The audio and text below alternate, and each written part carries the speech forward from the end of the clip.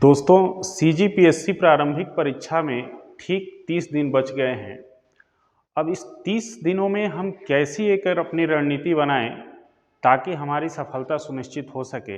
इसके लिए कुछ महत्वपूर्ण टिप्स है जिसको ध्यान रखना अति आवश्यक है। आइए हम देखते हैं कि वो कौन कौन से प्रमुख बिंदु हैं जिसको अंतिम 1 महीने में ध्यान रखना आवश्यक है। सबसे पहली चीज कि ये सुनिश्चित कर लें कि सीसैट हमारा ठीक है कि नहीं, क्योंकि सीजीपीएससी में सीसैट जब तक आप क्वालिफाई नहीं करेंगे तब तक आपके जीएस का पेपर चेक नहीं होगा। तो सबसे पहला काम ये है कि हम ये सबसे पहले सुनिश्चित करें कि वास्तव में हमारा सीसैट की तैयारी ठीक है कि नहीं। दोस्तों समय बहुत कम बचा है, मात्र 30 दिन बचे हैं। अब बड़ा प्रश्न ये है कि हम इस 30 दिन में सीसैट को कैसे देखें। तो बहुत कुछ करने की आवश्यकता नहीं है।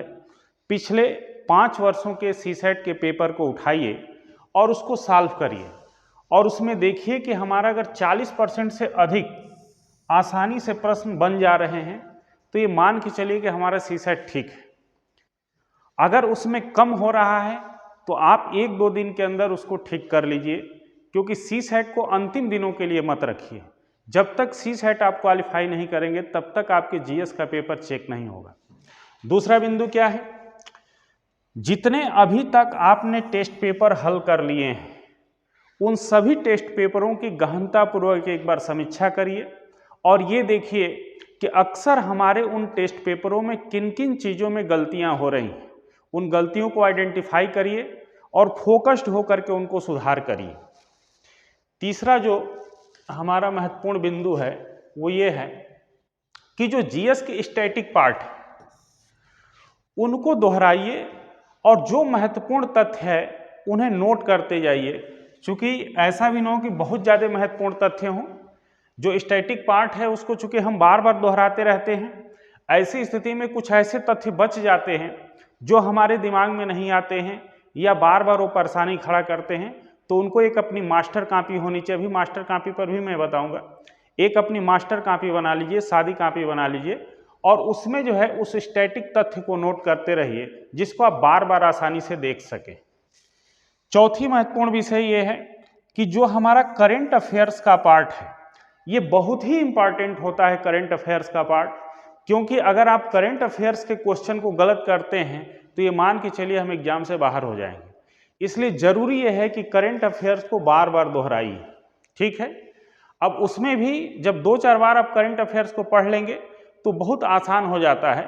कुछ पोर्शन ऐसे रहते हैं जो वास्तव में काफ़ी डिफिकल्ट होते हैं, जैसे आंकड़े हो जाते हैं या कुछ ऐसी चीज़ें, तो उसको अपने मास्टर कॉपी में आप नोट करते चलिए, ठीक है। दूसरी चीज़ एक बात और ध्यान में रखनी है कि करंट अफेयर्स का आप एक कोई भी या तो अपना बनाए हुए नोट्स है या कोई भी मार्केट का स्टडी मटेरियल जो आपको लगता है कि ये हमारे लिए सफिशिएंट है उसी का सिलेक्शन करें और उसी को बार बार पढ़ें। बहुत सारे करंट अफेयर्स के मैटर मार्केट में होते हैं, हर किसी को पढ़ने की आवश्यकता नहीं है, वरना आपका समय भी खराब होगा और चीज़ों पर पकड़ नहीं बन पाएगी। अगला जो महत्वपूर्ण विषय है वो ये है कि जो मास्टर कॉपी, मेरा दोस्तों एक मानना ये है कि जब भी आप तैयारी करिए एक कॉपी आप रखिए जिसको मास्टर कॉपी मैं नाम दे रहा हूं। उस कॉपी में कोई भी ऐसी चीज जो अति इंपॉर्टेंट है या जो ऐसा लग रहा है आपको कि नहीं ये परीक्षा के आने के दृष्टिकोण से है, ये किसी भी विषय का हो, करंट का हो या जो भी विषय पढ़ रहे हो, उसमें जरूर नोट डाउन कर लीजिए। आप पाएंगे कि उस मास्टर कॉपी से जो आपको कहीं भी आप रह रहे हो, अगर आपको लग रहा है कि ये तथ्य आज पूछ सकता है एग्जाम में या ये तथ्य आने की संभावना है, उसको तुरंत नोट डाउन कर लीजिए। अगर कुछ चीज़ याद हो जा रहा है तो नोट करने की जरूरत नहीं है। हाँ, अगर कोई चीज़ नहीं याद होने वाला है तो उस मास्टर कॉपी में नोट करिए और ये आपके बहुत काम करेगी। ये यकीन मानिए, मास्टर कॉपी से आप 15 से 20 क्वेश्चन आसानी से आइडेंटिफाई कर ले जाएंगे। तो मास्टर कॉपी की अपनी समीक्षा करिए बार बार कि क्या क्या चीज़ ऐसे है जो मैं दैनिक तैयारी के दौरान पाया है कि जिसको हम कठिनाई महसूस कर रहे हैं और वो संभावना है कि वो आ सकता है। अगला चीज हमको क्या करना है कि अब देखिए एक चीज और भी ध्यान रखना है कि चूंकि समय बहुत ही कम है, मात्र 30 दिन के समय बचे हैं, ऐसी स्थिति में बहुत सारे बच्चे ये सोचते हैं कि मैक्सिमम हम टेस्ट पेपर सॉल्व करें। लेकिन मेरा जहाँ तक मानना है कि मैक्सिमम टेस्ट पेपर सॉल्व करने से थोड़ा सा बचना है। हाँ, हर दिन जो है कि जो टेस्ट पेपर आपके हैं उससे 30 से 40 या 40-50 क्वेश्चन को देखते रहिए, ताकि जो क्वेश्चन सॉल्व करने के दौरान आपके अंदर जो स्किल विकसित हुआ है वो आपके स्किल बना रहे। और दूसरी चीज़, क्वेश्चन पकड़ने की जो टेक्निक्स है वो आपको पता चले। कारण ये है कि अगर आप मैक्सिमम टेस्ट पेपर ही हल करते रहेंगे तो ऐसी स्थिति में बहुत सारी ऐसी चीज़ें हैं जिसको लास्ट मोमेंट पे हमको रिवीजन की आवश्यकता होती है, उसके लिए पर्याप्त समय नहीं मिल पाएगा। तो समस्या ये होगी कि आप टेस्ट पेपर रिवीजन करने में ही अधिकांश समय गंवा दिए होंगे, और उसके बाद से जो आपका करेंट्स का पार्ट है, जो आर्थिक सर्वेक्षण का पार्ट है, जो जनसंख्या या जनगणना का पार्ट है, या जो इस प्रकार के डाटा वाले विषय हैं, वो चूँकि डाटा वाले आंकड़ा वाले विषय होते हैं जिस पे बार बार रिवीजन की आवश्यकता होती है, वो नहीं मिल पाएगा तो फिर क्वेश्चन गलत होने की संभावना रहती है। चूँकि आप जानते हैं कि सीजीपीएससी में कभी कभी आर्थिक सर्वेक्षण से भी बहुत सारे आंकड़े उठा के दे देता है। तो ऐसी स्थिति में ये ध्यान रखिए कि इन सारे पोर्शन को लास्ट में बार बार रिवीजन की आवश्यकता होती है। तो चूंकि मैं ऐसा मानता हूं कि अभी तक आप बहुत सारे टेस्ट पेपर लगा चुके होंगे, तो अंतिम 1 महीने में टेस्ट पेपरों की संख्या को थोड़ा कम करिए। मात्र 40 से 50 क्वेश्चन पर डे में सॉल्व करते रहिए, ताकि स्किल जो डेवलप किए हैं वो बनी रहे। और जो शेष पोर्शन है जहां पर अब लास्ट समय में आपको मैक्सिमम रिवीजन की आवश्यकता है, उस पर फोकस करते रहिए। तो ये चीज़ें आप करेंगे तो आप पाएंगे कि काफ़ी हद तक जो है कि आप अच्छी स्थिति में हैं। दूसरा बहुत महत्वपूर्ण विषय ये होता है कि गेसिंग पावर, ठीक है ना, क्योंकि आप देखेंगे कि जब आपके सामने जीएस का पेपर आएगा तो सारे क्वेश्चंस आपको आते नहीं रहेंगे। हाँ, कुछ पेपरों पे, कुछ क्वेश्चनों पे हमको गेस करना होता है।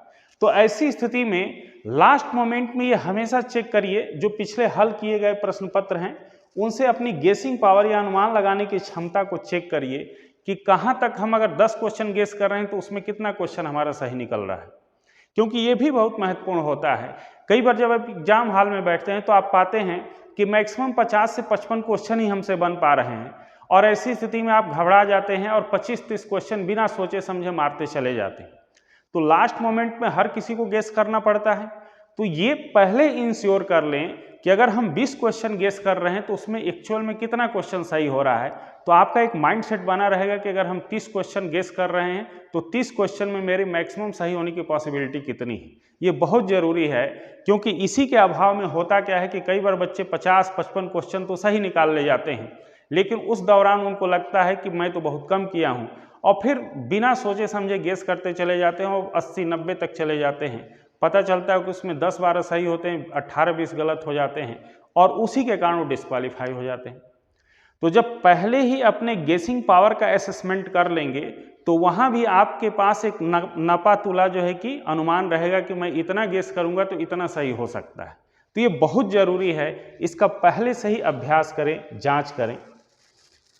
अब इसके बाद से जो है कि इस अंतिम दिनों में क्या नहीं करना चाहिए, ये भी बहुत महत्वपूर्ण चीज़ है, क्योंकि जब तक इसको ध्यान में नहीं रखेंगे तब तक आपकी रणनीति सही काम नहीं करेगी। कई बार क्या होता है कि हम सब कुछ तो ये सोच लेते हैं कि ये करना है, लेकिन उन बिंदुओं पर ध्यान नहीं रखते हैं कि हमको किन किन चीज़ों से बचना है। ये भी उतना ही जरूरी है जितना क्या करना है जानना जरूरी है। अंतिम दिनों में किस किस चीज़ से बचना है ये भी बहुत ज़रूरी है। तो आइए हम देखते हैं कि अंतिम दिनों में हमको किन किन चीज़ों से बचना चाहिए।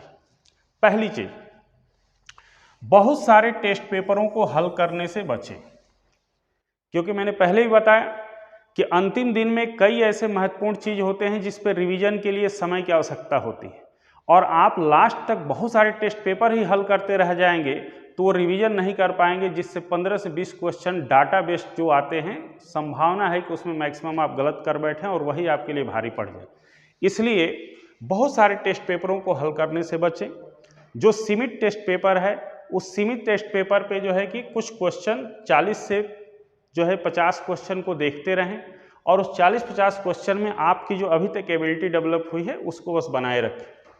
दूसरा क्या नहीं करना चाहिए कि परीक्षा के अंतिम सप्ताह में किसी भी प्रकार के नए टेस्ट पेपर को हल न करें, क्योंकि हो सकता है कि अभी तक आप टेस्ट पेपर को हल करते आए हों और इसमें आप बहुत अच्छी स्थिति में हो, लेकिन लास्ट के एक सप्ताह में अगर कुछ ऐसे नए टेस्ट पेपर आ जाते हैं, कोई मैगजीन में ऐसा टेस्ट पेपर आ जाता है, आप उसको लेके बैठिए, क्वेश्चन की प्रकृति अलग होती है, आपसे नहीं बन पाता है, तो अंतिम एक सप्ताह आपके लिए बहुत नुकसान कर जाएगा और अल्टीमेटली एग्जाम आपका नुकसान करा देगा।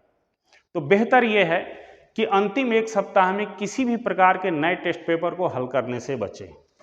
दूसरी चीज, सी सेट की तैयारी कभी भी अंतिम दिनों के लिए न छोड़ें, क्योंकि बहुत सारे बच्चे सोचते हैं कि सी सेट तो चलो लास्ट में मैं देख लूँगा, लेकिन उससे बचिए, क्योंकि लास्ट में कई बार क्या होता है कि जब आप सी सेट देखने जाएंगे और उस दौरान आपका नहीं बनेगा तो वो सी सेट आपका जो है कि नुकसान कर देगा।